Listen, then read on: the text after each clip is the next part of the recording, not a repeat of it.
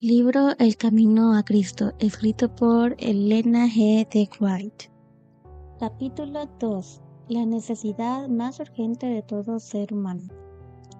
El hombre estaba dotado originalmente de facultades nobles y de un entendimiento bien equilibrado. Era perfecto en su ser y estaba en armonía con Dios. Sus pensamientos eran puros y sus propósitos santos.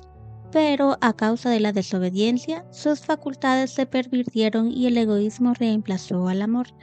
Su naturaleza quedó tan debilitada por la transgresión que ya no pudo, por su propia fuerza, resistir el poder del mal. Fue hecho cautivo por Satanás, y hubiera permanecido así para siempre si Dios no hubiese intervenido de una manera especial. El tentador quería desbaratar el plan que Dios había tenido cuando creó al hombre. Así llenaría la tierra de sufrimiento y desolación, y luego señalaría todo ese mal como resultado de la obra de Dios al crear al hombre. En su estado sin pecado, el hombre mantenía una comunión gozosa con aquel en quien están escondidos todos los tesoros de la sabiduría y del conocimiento. Colosenses 2:3. Pero después de su pecado no pudo encontrar gozo en la santidad y procuró ocultarse de la presencia de Dios. Tal es aún la condición del corazón que no ha sido renovado. No está en armonía con Dios ni encuentra gozo en la comunión con Él. El pecador no podría ser feliz en la presencia de Dios, rehuiría la compañía de los seres santos, y si se lo pudiese admitir en el cielo, no se sentiría allí a gusto. El espíritu de amor abnegado que reina allí donde todo corazón responde al corazón del amor infinito, no haría vibrar en su alma cuerda alguna de simpatía. Sus pensamientos, intereses y motivos serían ajenos a los que mueven a los moradores celestiales que se hallan sin pecado. Sería una nota discordante en la armonía del cielo. Este sería para él un lugar de tortura. Ansiaría esconderse en la presencia de aquel que es la luz y el centro del gozo del cielo. No es un decreto arbitrario de parte de Dios el que excluye del cielo a los impíos. Ellos mismos se han cerrado las puertas por su propia ineptitud para el compañerismo que allí reina. La gloria de Dios sería para ellos un fuego consumidor.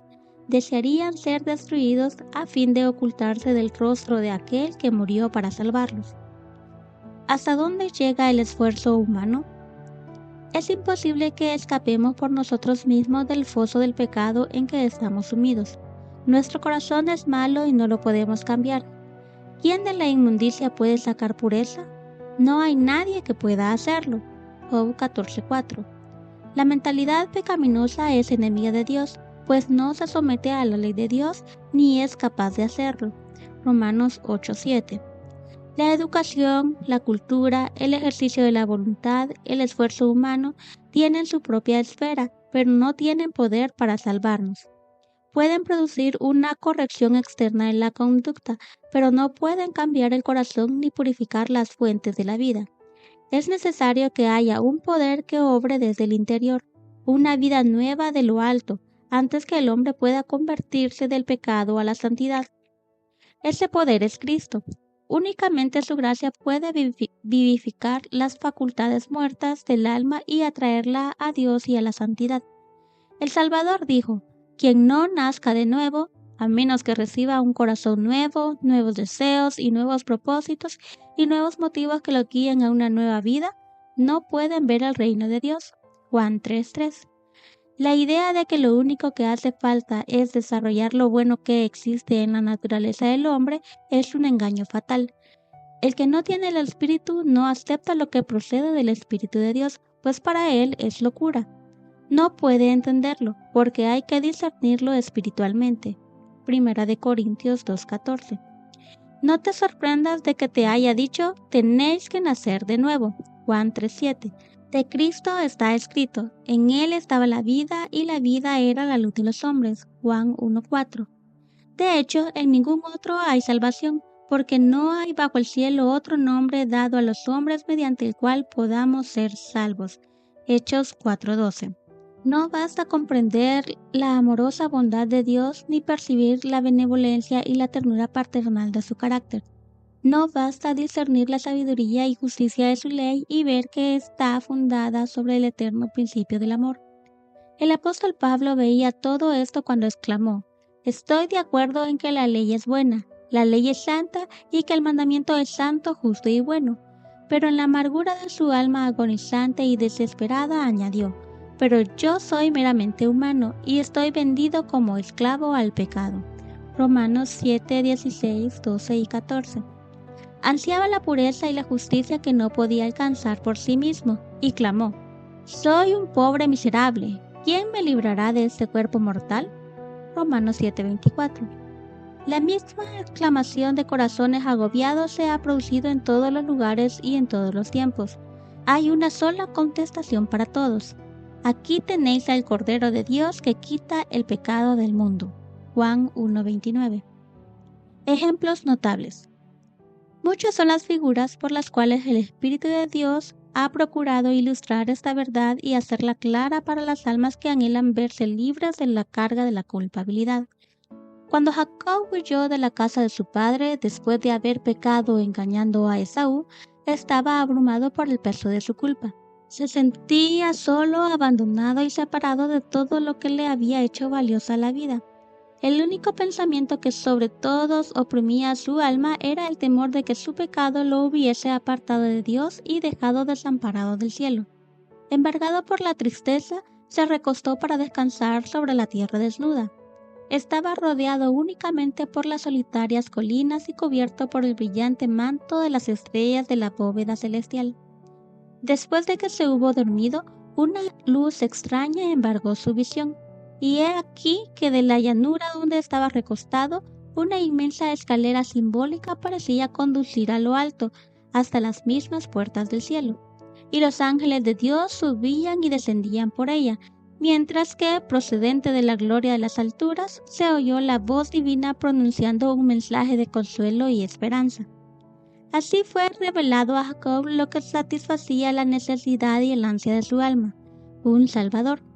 Con gozo y gratitud vio que se le revelaba un camino por el cual él, aunque pecador, podía ser devuelto a la comunión con Dios. La mística escalera de sus sueños representaba a Jesús, el único medio de comunicación entre Dios y el hombre. A esta misma figura se refirió Cristo en su conversación con Natanael cuando dijo: «Veréis el cielo abierto y a los ángeles de Dios subir y bajar sobre el Hijo del Hombre». Juan 1:51. Por su caída, el hombre se enajenó de Dios y la tierra quedó separada del cielo. A través del abismo existente entre ambos no podía haber comunión. Sin embargo, mediante el Señor Jesucristo, la tierra quedó nuevamente unida al cielo. Cristo fue, por sus propios méritos, el puente sobre el abismo que el pecado había abierto, de tal modo que gracias a él, los hombres pueden tener comunión con los ángeles ministradores. Cristo une al hombre caído en su debilidad y desamparo con la fuente del poder infinito. Los sueños de progreso. Vanos son los sueños de progreso de los hombres, vanos todos sus esfuerzos por elevar a la humanidad, si menosprecian la única fuente de esperanza y ayuda para la raza caída. Toda buena dádiva y todo don perfecto, Santiago 1:17, provienen de Dios.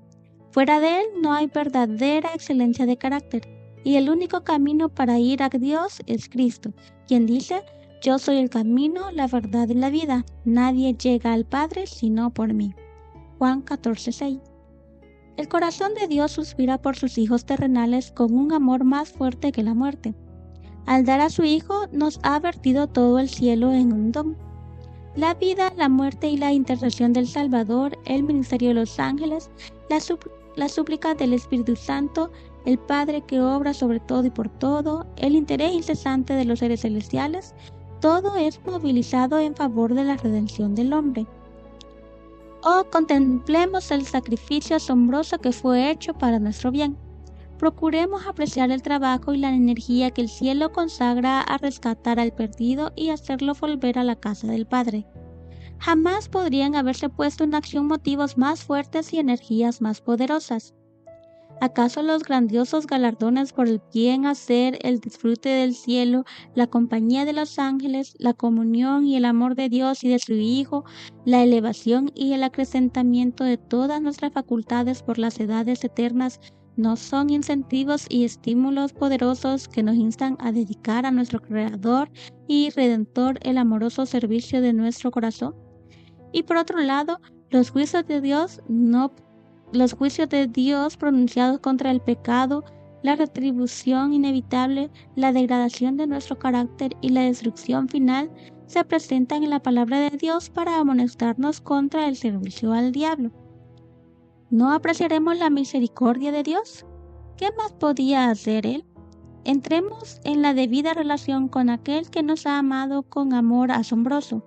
Aprovechemos los medios que nos han sido provistos, a fin de que seamos transformados conforme a su semejanza y restituidos a la comunión de los ángeles ministradores, a la armonía y a la comunión con el Padre y con el Hijo.